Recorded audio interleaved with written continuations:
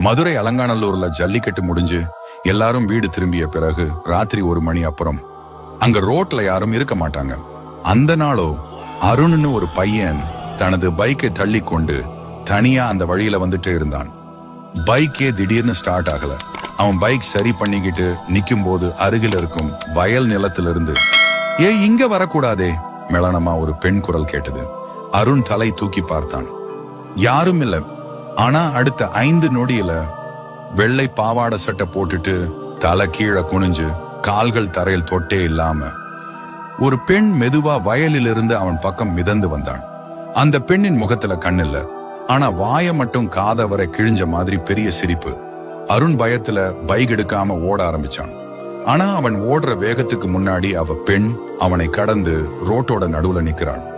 மதுரையில நான் போன பாதையில யாரும் வரக்கூடாது, நான் கடந்த மரண ரோட்டை நீயும் கடக்கூடாதுன்னு கத்தினாள்.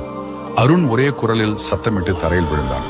அடுத்த நாள் காலையில ரோட்டோட நடுவுல அருணின் பைக் மட்டும் கிடந்தது. அருண் எங்க போனார்னு இன்னைக்கும் யாருக்கும் தெரியாது.